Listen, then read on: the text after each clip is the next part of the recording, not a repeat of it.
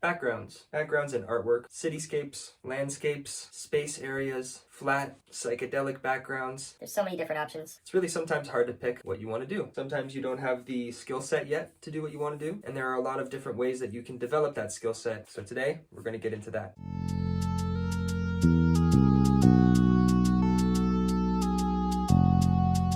So I'm going to be working on the background for the painting I've been doing in the last few videos. We're almost finished, we're getting there. We have the background, and then after that, final details, and that's basically it. The painting will be done. There's a few last steps afterward, but just about finished. First though, I want to show you guys a couple of different backgrounds that I've done on different paintings, different pieces. I'm going to talk a little bit about perspective and just how you can come up with different backgrounds and make it really cool and make your piece feel like it's in a place. So the first one I'll show is this one. So you can see I have flowers in the foreground here. His feet are covered up. Just behind him, there's a bit of a mountain. He's got the crystals, and then in the far background, we have all this stuff going on. We have the islands here, and then even further away we have the mountains with these caves, and we have the sky. It feels like a real place. It feels like you could go here and you could visually see that you could walk around. We have the dock, we have the pathways, we have areas, we have homes, and this is a background that is super detailed and feels like this place could be somewhere in the world. We have my marker pad here. We have some pieces in it. We're going to go in it and we're going to check it out. It's a perfect place to give you some examples of different backgrounds and how they can give you different feelings and take you to different places and kind of just put you in a mood.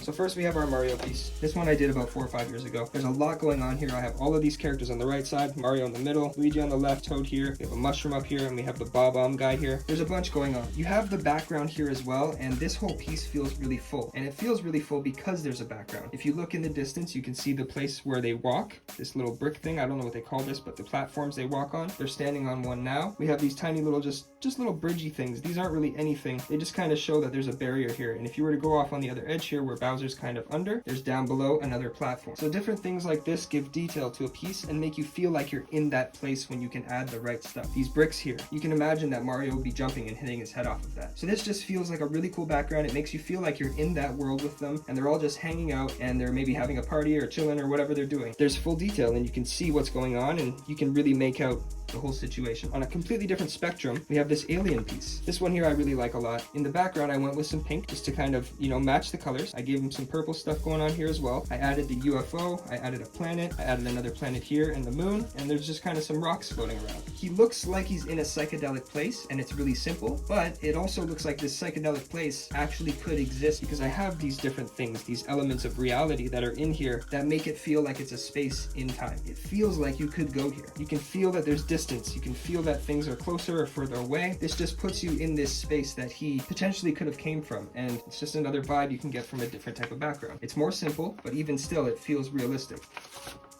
We have this guy here. Now this background is a little bit similar to that other one. These ones I kind of did close together in time, but this one's more simplified. Even less is going on. This guy looks like he just kind of poofed into existence, kind of just sitting there on this cloud.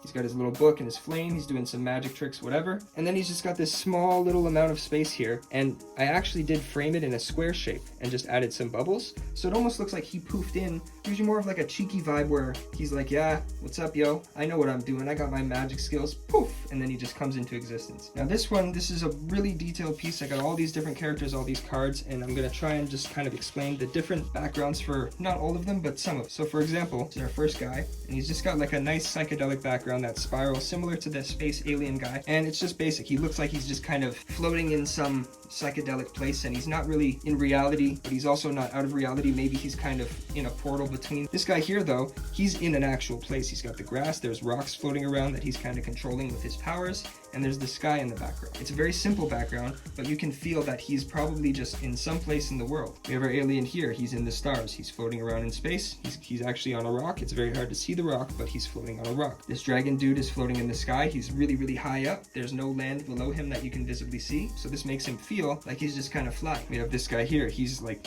literally, I guess, in hell, you could say. He's somewhere in a dark, fiery place, like a dungeony type of vibe. You just get these different vibes from these different types of backgrounds. So as you can see with my really rough little lesson, every different thing you do with a background in regards to coexisting with your character or the piece you're working on will really give things a different feeling. It'll give it a different texture, a different vibe. It can pull you to places that can be real or not real. It can pull you to places that are so off of reality that they just don't even make sense, but visually you create them to make sense and it just works, or there's places where you can make it seem like very much reality and it also just works. You can also do things where it doesn't work and it just doesn't look as good. So it's a matter of really kind of taking your time, practicing just as anything else, and figuring out what works and what kind of ideas will work, and over time you'll start to get better at it. With this piece, I'm going to do a very simple background. I'm thinking I'm just going to do this similar pink all for the background like this, and then with this lighter pink I'm going to do little hearts, and it's just going to feel almost like a wallpaper behind him. You know what I mean? And then I'll probably give some shadows just to make him pop out more, and it's going to be really simple, but it's going to feel cute, it's going to feel nice, it's going to feel like something a girlfriend would want to have on their wall, and it's also just going to feel like he's even more in love than it already looks. He has his eyes, they're big hearts, you can tell he's like love struck, you know what I mean? But if I add that pink background, the pink itself just feels like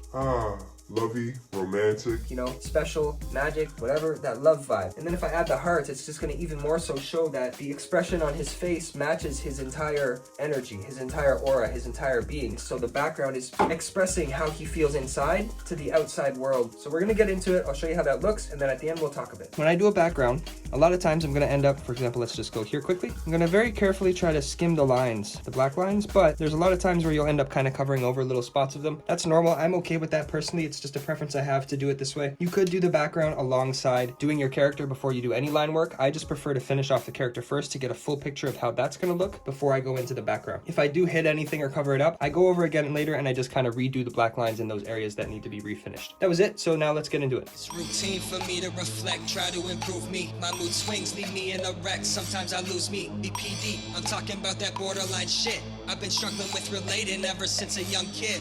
I do need to take a second when it all slips. I do feel emotions that switch up with the flick. I do change my mind all the time with lots of shit, but I'm trying to get better, I promise. Alright, so as I'm sure you noticed, I ended up not going with the darker, which is the magenta. I ended up choosing the fuchsia pink instead. The reason being is because I felt it was a little bit too dark for everything, and I didn't feel like it was making him pop as well as it could. I'm gonna now do the next set of layers, and then once that's done, I'm gonna start doing the hearts. I just wanted to stop briefly and just mention that sometimes you put down a color and you decide that that's not quite the color that you thought it would be look-wise, and so it's okay to just kind of go over it and turn back and make a new decision. I ended up wanting something lighter, and it's okay. I like the way this looks now, and I'm happy. So don't be afraid to switch your decisions, try new things, just see how you feel. Hey bro, do you ever really wonder where the brain goes? In a spirit deep inside when the lights close? Do we really go to heaven or a place of dark pain full of nothing but black space? Strange so strange how we forget to be grateful. Getting caught up in the everyday game, so lost in the money and the drugs, all the pain in your body, trying to chase it all away. Whoa. What about the kids? How we gonna lead them if we don't know how to live? How we gonna teach them to do better than we did if we're buzzing every day off some pills and addicted to the bullshit? Never try to look within, working on the past pain that you felt. Damn shame, so odd how this world floats in a vast space. I don't really know, man, but it gets me going down. I've been searching so long, I am alive right now, but that don't mean much when I'm down, crying with my knees to the ground. Look at this. Ooh, that is looking so fresh, bro. Magnificent. I love it. It's amazing. It looks super dope. super clean, super crisp. The way I've done it is I added these little hearts here, I added them lighter, I have that pink background, and it just literally, it makes it feel like a vibe of love. A vibe of special romantic-y, flowery beauty stuff. This is exactly what I was going for. Imagine now if I had done this background in like a green like this. It would have looked nice actually, but it wouldn't have given it such a lovey vibe. It would have been more of a playful, something relaxed, whereas this is like super love. How can you not be happy with that result? Experiment with your backgrounds, try different things. Hugely, hugely, hugely important. I didn't use perspective in this case for this background, but dude, learning perspective, learning how to make things appear as if they're in a 3D world really pulls your pieces together in such a way that is just incomparable, indescribable. And so I really do highly recommend that you go and find a perspective tutorial or a few of them, get different takes on it, get different opinions on it, and just watch a lot, soak in the information, get as much info as you can. It's so important. I didn't realize when I was a kid how important it was. I remember being in grade 6 art class and they were like, oh, we're gonna do perspective. And I hated it. I did not want to do it. All I wanted to do was draw characters. I couldn't stand the idea of a background or doing a background ever. And then I grew up and I started like feeling, oh, you know, man, I got these characters, they look really good and these backgrounds are cool, but like I feel like I can do more. What can I do? And so I realized, you know, maybe I should learn perspective. And then I started to learn it and goddamn, it just took things to another level. So, man, you gotta make sure you do it. You gotta give it a try. If it's not your thing, it's not your thing, but I highly recommend it. And with regards to backgrounds, just don't be afraid to try things. As usual, don't be afraid to explore. Always just try new things, you know? Keep trying new things, keep learning new things. Always look for more information. Always look for upping your game and practicing things that you haven't tried yet or things you're not so good at. Intentionally do things you're not good at so you can improve on those. I'm gonna do the next one. It's gonna be the details of everything. There's finalizing details that I usually do, and I do them at the end of the piece. And the reason I add them at the end of the piece is because these are, to me, finishing touches. Somebody might do things differently. They might have a different way of going about it. They might kind of follow through with things along the way as they go along and just get everything finished. Me, I like to do things in certain stages. When I separate things into smaller parts, I find that this way I can keep them compartmentalized into that area, into that step. And then I know that here I'm on the base coat. This is where I do these specific things. Once I get the base coat entirely finished, I can forget about the base coat and move on to the next stage. Once I get the line work done, I know that I don't have any more lines to do. I don't have to worry about coming back to a line or, oh, let me get this line later. Let me get this little shade part later. I don't like doing it that way. I like to do it all one by one to keep things organized in my mind, even actually with this. So with the background, I did the entire pink background 3 times before I even touched doing the hearts or the shadow for the character himself on the background wallpaper. I can be more sure of my decisions as I go along that way, whereas if I had to draw the hearts and the background and the shadow all at once, I would have more things to remember, more things to have to keep cataloged in my mind that I don't want to miss. So stages for me are very important. Anyway, the next one, we're going to do the side line of the painting. So the actual rim, the rim here, the edges. We're going to do all those extra final details that I like to add. That's it for this one. So I hope you enjoyed it. I hope I was informative. Have a good day, man. Take it easy. See you on the next one. Moody, coming to you from the sun and from the moon. I'm the one killing the shit, bitch. I'm done. Underneath, I've been afraid for too long. I'm rising out of the dust.